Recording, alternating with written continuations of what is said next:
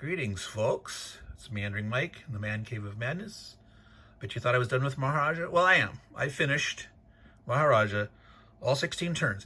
This is a after-action review, sort of a recollection of thoughts, a retrospective. I'll talk a little bit about my thoughts and a little bit of analysis. And I have a few other announcements before we start that. So as you know, I'm doing giveaways. One of the giveaways was identify a plush toy, and that has been won. That plushy toy character is the Rat Prince from Dungeons of Drakkenheim. Well, actually, I can go show you real quick here. I should have brought him to the table. He should have been my companion. All right, here he is. He'll keep me company here during this review. That's the Rat Prince. Dungeons and Drakkenheim is a role-playing game world. There he is. Done by YouTube channelers, the Dungeon Dudes. They're from Canada. They have lots of good content on Dungeons and Dragons. If you're a heavy-duty wargamer and you don't care about Dungeons and Dragons, that's fine. You can ignore that. But a lot of you, both wargame, other tabletop games, role-playing games, check out the Dungeon Dudes, all right? So he didn't win the plushie. That was just the guy he had to identify. He won from that 4 games in the game pool that I mentioned in a previous video earlier this week. He elected to take the Forbidden Sky game. Well, I can show those to you now. I could have done that. Here they are, Forbidden Sky, Fatal Alliances, Danube 20, and Aurelian, Restorer of the World.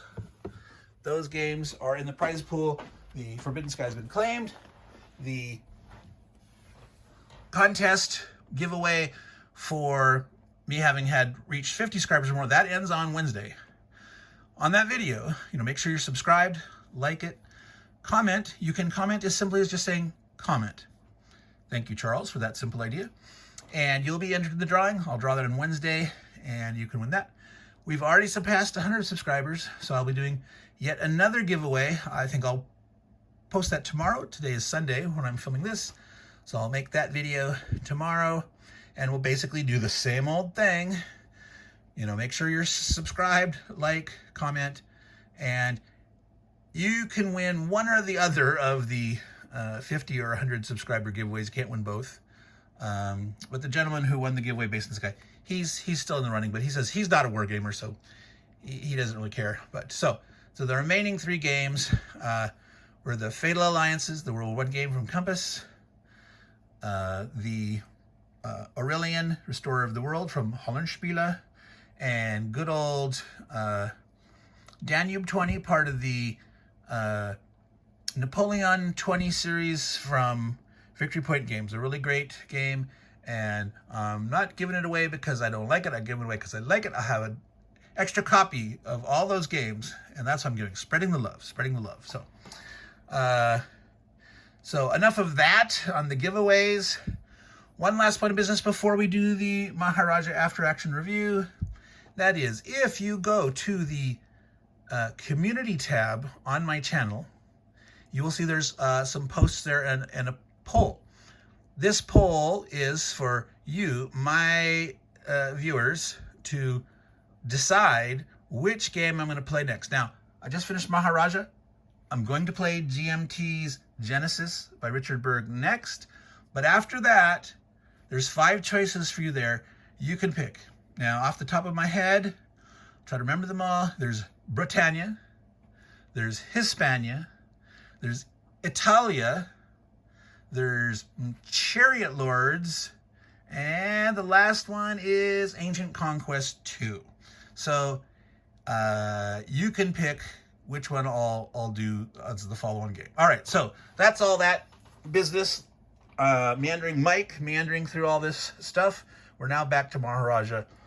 My thoughts. All right, so I love Sweep of History games. I enjoyed this thoroughly. I still like Britannia better. I think Britannia's smoother, more interesting to me, a little more clear, better balanced. this turned out to be a very, very close game. We talked about that. Now, I don't know if it was close because I played the yellow exceedingly well. They scored high and it was very close that way. Or I played all the other ones not as good as they could have. And, you know, yellow was last, but they were still, it's very close, right? There's a 4-point spread between the being last and 2 people tied for first. So I don't know, you know. There's a lot of room to play this game again and again, learning and trying different strategies. But again, the general wisdom out there, I've read it, you know, in like 3 or 4 different places that, oh man, yellow totally is going to lose in the 4-player game, almost certainly. And I mean, they did, but to them, it sounded more of a blowout. And they say the 3-player game seems to be much more balanced. And I'm going to test that out at some point next year. Now, I want to talk a little about the point scoring and the fact that this was really close. And there could have been any number of things. You know, the Raj backed out of Delhi, which allowed the the Mughals to take that. The Brits had to scramble to make sure that the Mughals didn't get all those points. But the Raj were trying a strategy where they potentially could have got 2 or 4 extra points. Because if they, you know, they took Malwa, but if they had killed 1 or 2, that would have been the net 2 or 3 more. So if they had taken or just killed 1 of those Muslims, just one, that would have won it for them, right? So that was actually a good move, but when it turned bad, it almost cost them the game, right? There's other things that the Mughals could have done. Now, I had, you know, piled up in Delhi and Oud to say they're worth more. There were 3. Well, these guys here could have, like, say, for example, spread out and say, well, that's worth 3, and I'm going to potentially have it. They're going to have to take it from me, but I can potentially score more points here, another point each. So if this did get taken, I might have lost the 3, but I could have gained 1 more for that and 1 more for that. And the fact that the British Maharaja points, 2 points, was borderline, right? They had 19 controlled or empty areas. If there was 2 less empty areas, they would have got 1 less point, right? That was the margin of victory. Well, actually for green, that would have tied it for them. But it could have almost put them in, you know, maybe Delhi spread out more. They put somebody in Ladakh or Nepal or something. Now, the Brits had a real hard time. They did worse than they could have here. But this would have also prevented armies from here from charging up and trying to fight and get in this way by spreading out here. So there could have been, you know, maybe a hybrid of this strategy, like, you know, only putting 2 armies in Oud or something like that, right? There's other potential things that the margin of error was so close. So that was sort of very rewarding to me. It's like, you know, having to wait to the last 5 minutes to see who wins the Super Bowl. So I'm not like, oh, it's a darn blowout that most of the time, and you know who's going to win in the first 5 minutes. There's other things that could have turned the tide. When the Marathas and the Muslims, you know, the Marathas wanted to get this province, and there was a, you know, a 1/6 chance. No, there's a 1/3 chance that the Marathas were going to die. But that means there's a 2/3 chance that this would have succeeded, and that would have given him another province. I mean, I don't think they would have been knocked. I mean, maybe the British would have had to attack him, but that means they're not doing other things over here. But it also would have meant, since they lost that army, they only had 2 provinces. They didn't grow another one. So if they hadn't lost it, it's a 2-army difference. They would have had 3. The next turn, they would have grown 1. So that could have won it for blue, is if that simple plan. But again, you also say, well, maybe the Marathas and the Muslims should have cooperated a little better earlier, trying to maneuver things around. The Muslims maybe should have started coming in to the south earlier, you know, where they sort of like I can only grow down here.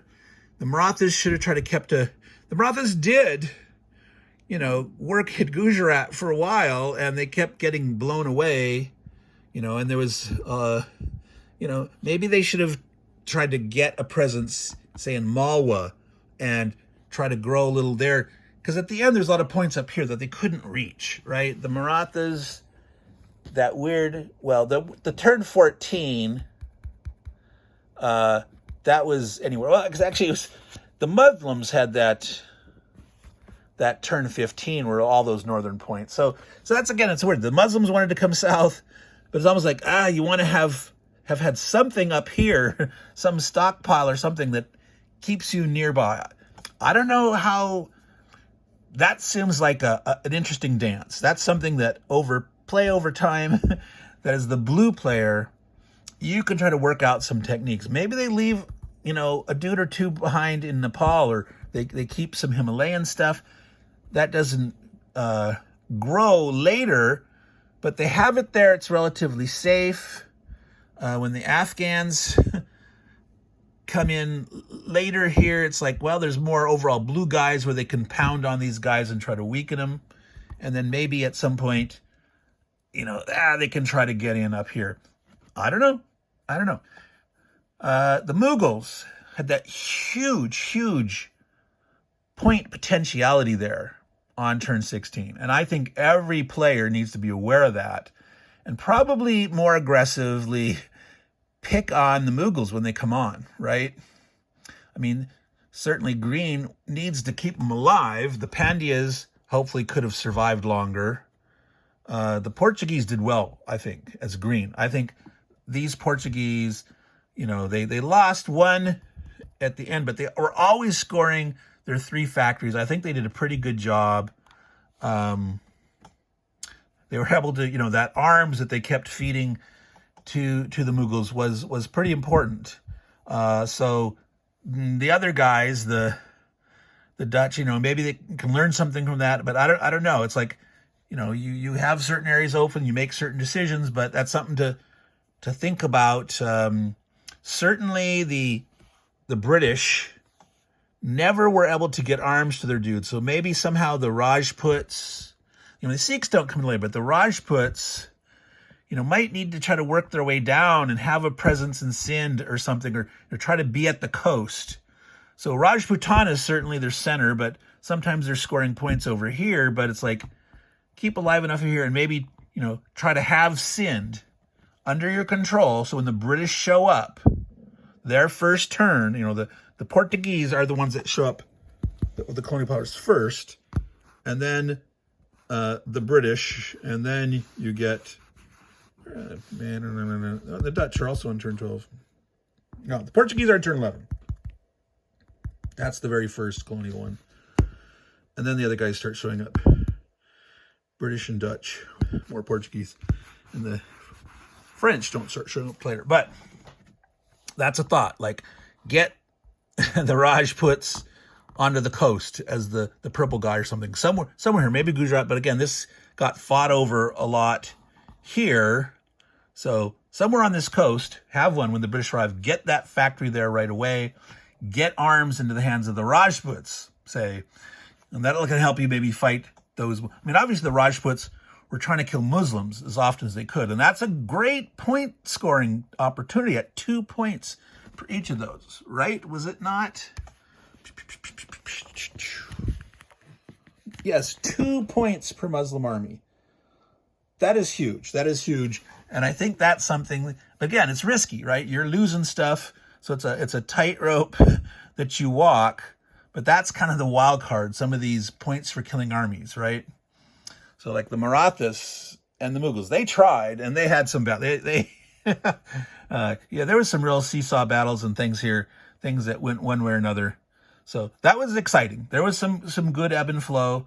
Overall, I still like the ebb and flow, the flow of history in Britannia, but this was good. And like I said, I knew very, very little about the history. I didn't even read the history in the rule book. I'm going to do that, the good old rule book. But this obviously is a great spur to like, wanting to learn more, going to play this game more in the future. So there's all sorts of places here we could talk about things that could have thrown the points. What are the things that I played wrong and corrected, or something I didn't corrected? So I think, this was a great experience. Anyone really could have won. Uphill battle for the yellow on the top of the hill, but it was an uphill battle because it's like, you're doomed, your fate. It's maybe they're like Sisyphus pushing the boulder up the hill. They're big, they're strong, but the boulder rolls down to the bottom of the hill every time. I don't know.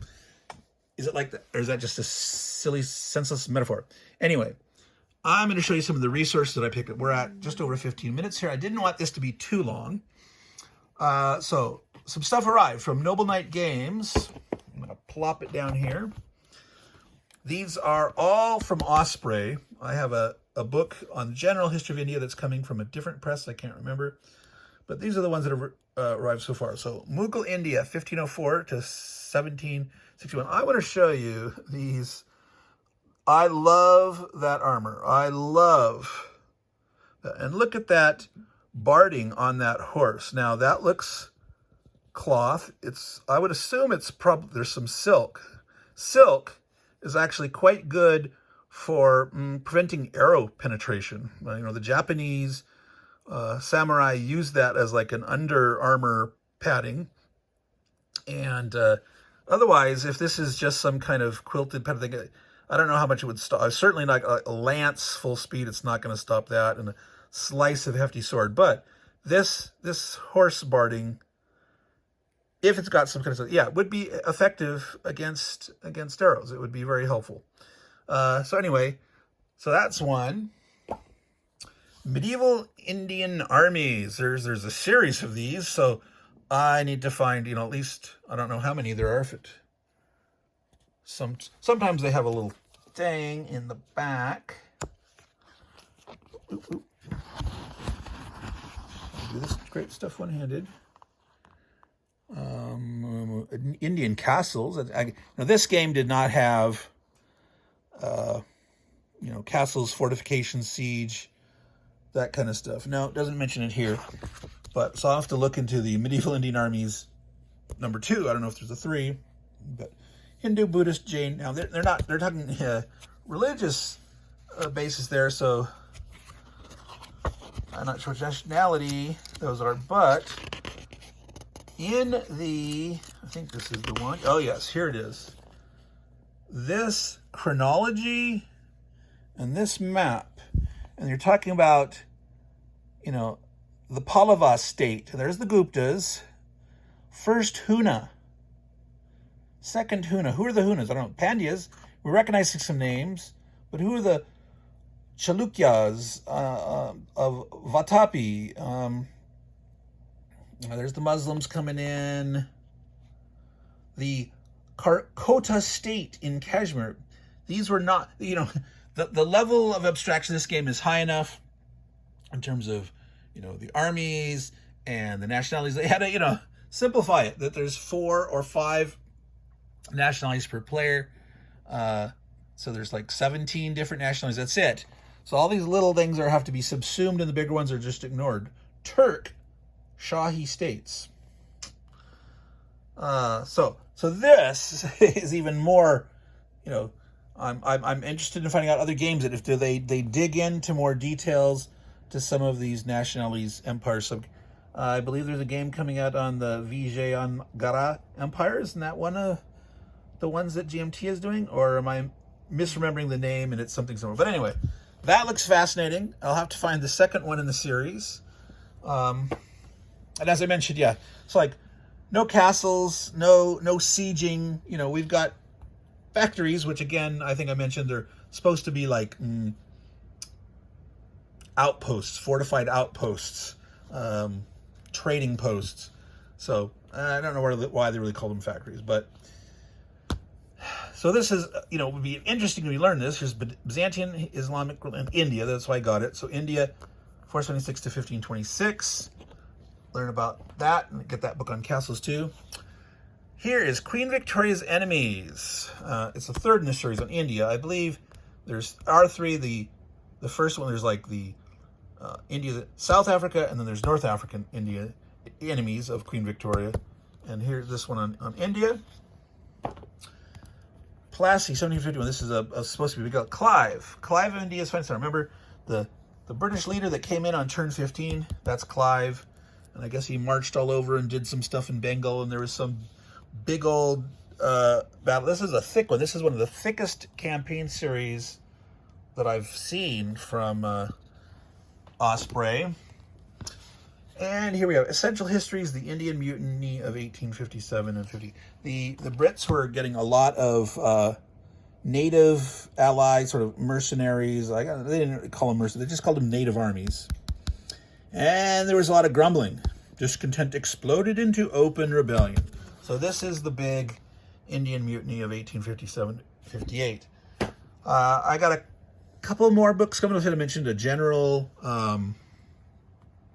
history of India, and there's a book, I believe, on the British Sikh Wars and the Anglo-Afghani Wars. So it's interesting that the Sikhs are part of the Purple Players team, right? Well, they fought a war. They fought like a 2-year war. So somewhere along the line, they must have made up and sort of been to put them together as part of the Purple Package, the Purple Party people. They must have at some point, kissed and made up. And maybe this whole notion of allying to the British and giving up an army, maybe that represents, hey, we had a little skirmish, we had a little war, and we gave in, and that's why now we're your ally, right? And I think I need to think about this more. Other players maybe should have allied with the British, right? I think, for example, the Sinhalese should have done it. If it's like, wait, I'm gonna give up an army. Maybe at a certain point. At a certain point, they had grown up to 5 armies, right? And if they give one up, they're close to growing back or force pretty good strength. But it was the darn British that took Lanka, right? There was some fighting back and forth here. But if you can keep the British out of your territory, Lanka, was more points for them all the time. So, another 2 points here at 92. They're, in competition zone. And if they, say, had been able to have their factory, if the Dutch had been able to put a factory here and Lanka had been alive, instead of having to be forced to put a factory, the Dutch could have had more opportunities. They pretty consistently got 4 factory points, but if there would have been one safe in a Sinhalese from the British, because they're allied, the fact that even if the Dutch didn't have another coast, the Dutch could have had another factory to say, at least I have 3 factories. They could have been getting 5 points a turn. If they did that over 2 turns, 4.94, that's like being tied for the lead. Or the British no longer have, well, there would have been another territory for counting, towards Raj points, but that wouldn't necessarily tip them over the end. They still could have the same. So, again, that's a thing where, that's so close, that could have tipped the factor. So, as part of the strategy talk and thinking about what happens, with these books and history and, the coming and going relationships between the British and these nations is like, maybe more players should have allied.